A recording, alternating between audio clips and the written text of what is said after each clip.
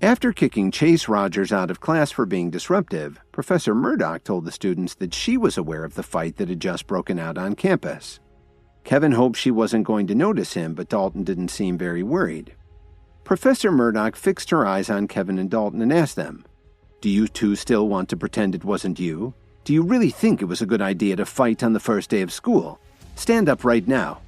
Kevin got up from his chair sheepishly. He didn't expect Professor Murdock to recognize him and Dalton. Unlike Kevin, Dalton stood up very readily. The way he stood up so eagerly, it looked like Dalton thought he was going to be praised by the professor. As Professor Murdock spoke, she slowly walked from the podium to the back row and looked Dalton in the eyes. She told the class, "Dalton Steele is the sole heir to the Steele's family fortune. When his great-grandfather came to Chicago, he had nothing. He relied on his own martial arts training and his courage to build his fortune from scratch. Over the past few years, the Steele's family businesses have spread throughout the region," she continued. "And even though he never committed any major crimes, he did pretty much whatever he wanted. However, he never did anything to stain the family name."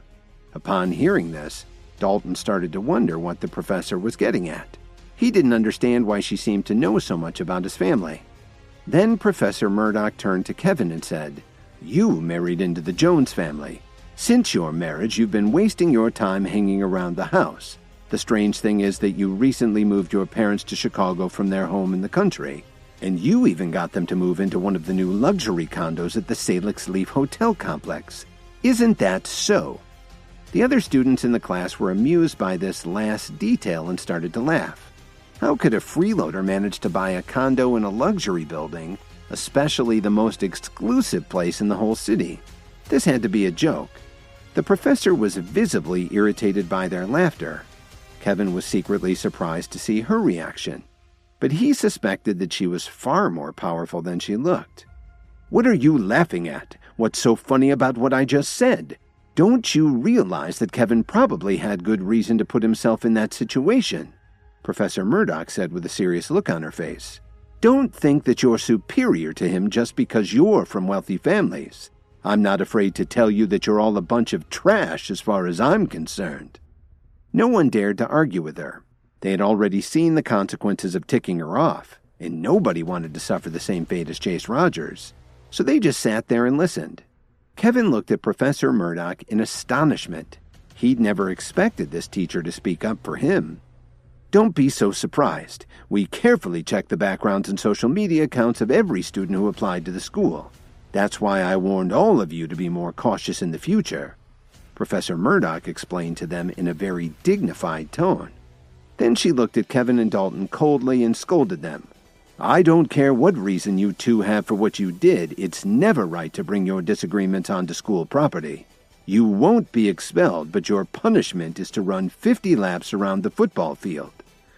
What the hell did she just say? 50 laps? Can she do that? Kevin said to himself. He hoped he'd heard her wrong. "I'm not going. I won't even run 50 feet, Dalton replied curtly. He turned around and sat down without asking for Professor Murdock's permission. "You really aren't going to run?" she asked as she glared at him. "No, I'm not going to run. I don't run from any challenge," Dalton replied confidently. As soon as his voice faded, Professor Murdock walked over to the back of the classroom and put her fist through the brick wall without even trying. She brushed off her jacket as she turned to Dalton and asked him again, "Are you sure you wouldn't rather just go for a little run?" "Come on, Dalton. I don't think we really have a choice," Kevin whispered to his friend. Professor Murdock was out of patience. Then she threatened them again. "What are you waiting for? Either you two go and run right now or you're out of this school." "Of course, Professor Murdock," Kevin said agreeably as he pulled Dalton by the arm. "We're on our way." Kevin didn't want to test Professor Murdock's patience anymore. When they got outside, they put their things down by the bleachers and started jogging around the field. "Why did you go along with her, Kevin? This is humiliating. I feel like a little kid," Dalton complained as he limped along. "We didn't have a choice. Did you see how powerful she was?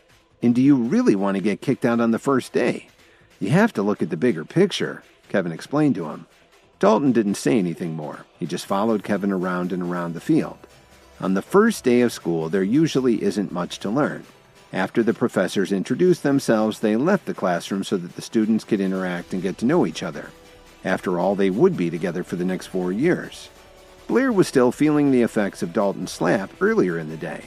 When he saw Dalton and Kevin running around the field, he got really excited. "You messed with the wrong person. It serves you right to be punished," Blair thought to himself. Then he decided to get a little revenge and shouted loudly, "Guys, come and take a look. That piece of trash is running laps on the first day of school." A lot of students turned around to see what he was talking about. They were all young adults, and it was difficult for them to return to school. Some of them were already a little bored, so when they saw that there was something interesting going on, they all lined up to watch. But Blair's plan backfired, and they started to comment to each other about how impressive it was for someone to use their spare time for training. It actually inspired them. This might have helped Kevin's reputation in the school. Even Lily and Phoebe Anderson were standing by the window watching Kevin run laps around the field, but they were thinking about completely different things. Kevin and Dalton figured that their 50 laps would add up to a little over 10 miles. Considering the shape Dalton was in just a couple of days ago, it was a miracle that he could get that far. It only took them about an hour and a half, including the time they took to stretch. The whole time they were running, their classmates were watching them. "I can't believe how tired I am," Dalton complained as he dropped to the ground when he was finished. "Well, it's a good thing you took the power pill after the restoration pill," Kevin commented. And then he added, "I was just getting warmed up. I'm surprised she only wanted us to run 10 miles. I think it was more to put us in our place than anything else." They were both in great shape to start with, but the power pill did wonders for their stamina. "What do you say we hit the showers and then go get something to eat?" Dalton suggested. He wanted a reward after that experience, and his clothes were soaked with sweat, practically sticking to his skin. "The way I'm feeling, I could just jump in the fountain in front of the administration building," Kevin joked. "Just let me lie here for a while. I don't think I can feel my legs," Dalton grumbled as he lay on the field exhausted. While they were talking, Lily walked over and smiled at the two of them. Then she offered Kevin and Dalton each a bottle of water. "That's very thoughtful of you, Lily. Just what we needed after punishment like that," Dalton said gratefully as he took the bottle. He unscrewed the top and poured the water down his throat like he was in a drinking contest. "That sure feels good," he said with a satisfied sigh. But Kevin didn't take the bottle that Lily had offered him. In fact, he didn't even look at her. "Come on, get up. Let's go clean up and get something to eat and drink," Kevin exclaimed as he gave Dalton a friendly kick in the calf. Dalton stood up shakily. His legs still felt pretty weak, even though his tendons had almost completely healed. But he felt like a gust of wind could knock him over. He looked at Kevin and told him, "Can't you see that Lily wants to talk to you about something?" "There's nothing for us to talk about. Let's go get a drink," Kevin replied bitterly. Seeing Kevin acting like this made Lily anxious, and she tugged on his arm. "I know I was really wrong, but you can't stay mad forever. Please come home with me." "What's taking you so long, Dalton? Are we going to take a shower or not? If you go home smelling like that, Miranda will kick you out of the house," Kevin teased. He continued to ignore Lily and abruptly turned around to leave. "I'll get a drink with you another day. Looks like your wife wants you to go home with her," Dalton said considerately as he walked off the field. Kevin wanted to leave too, but Lily was hugging him. The smell of his sweat didn't really bother her, and she buried her head in his chest. "Can you please forgive me? I know I was wrong," Lily begged him. She'd spent a lot of time thinking over the past few days. Not only did she realize that she'd made a huge mistake, but she also knew that she'd let Kevin down. "Even if you don't forgive me right now, I still won't let you go," Lily sobbed. "Do you think you can stop me?" Kevin asked without changing his expression. "Even if I can't stop you, I'll still follow you. If I can't find you at school, then I'll go to Corwin Tower to wait for you. In any case, I'll follow you even to the ends of the earth," Lily cried. Kevin was considering going with her, not because he forgave her, but because if she kept pestering him like this, he'd have a hard time getting anything done. Kevin finally let out a long sigh and gave in. "Okay, I'll go with you." "Really?" Lily asked doubtfully, but she still didn't take her hand off his arm. "If you don't let go of my arm, I'll leave right now and you'll never be able to find me again," Kevin said gloomily. Lily was so frightened when she heard him say this that she quickly let go. "Come on," Kevin mumbled as he pointed to the other side of the campus where he'd parked his car. Once they got into Kevin's car, Lily told him that she and her mother had moved into a new place. They were now living in a condo at the Salix Leaf Hotel's new development.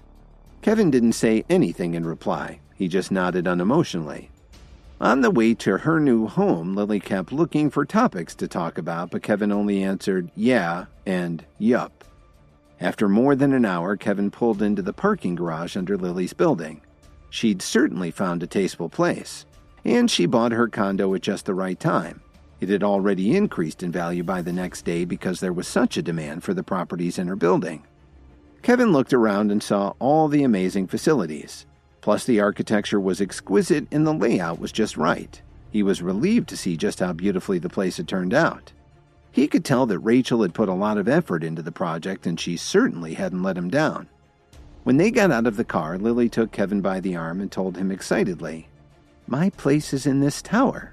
Then she paused before adding, "I'll make something delicious for you to eat when we get upstairs." "You can head up there first. I'd like to go and buy some gifts," Kevin suggested as he looked at the large shopping mall next to the building. "What gifts are you thinking of getting?" Lily smiled and replied, "The best gift for me would be to forgive me." "I really think I should get something for your mom," Kevin said uneasily.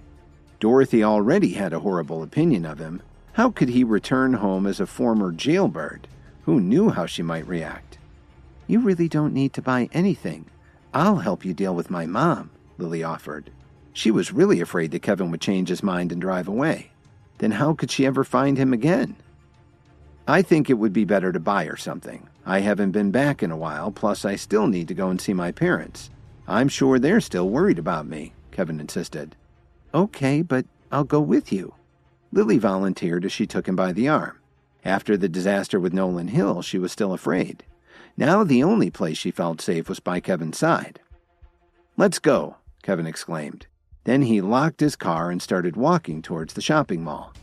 There was a reason this development was so popular. It had absolutely everything you could want. The residents didn't need to leave the property if they didn't feel like it. Even if a shop didn't have exactly what you wanted, they could send for it and deliver it to your home for no extra charge. But before they'd gotten very far, a young woman ran over to them in a panic. She kept looking behind her and accidentally bumped into Lily. "I'm so sorry, I didn't do it on purpose," she hurriedly apologized. "No problem, just be a little more careful," Lily replied considerately. But Kevin had a bad feeling and asked her, "Is there something wrong?" He could tell that she was a university student, and he could see that she was in a hurry. But what worried him was that her eyes were filled with panic. Hi, Kevin here. If you're wondering what happens next, then stay tuned on the Pocket FM Universe channel for more episodes.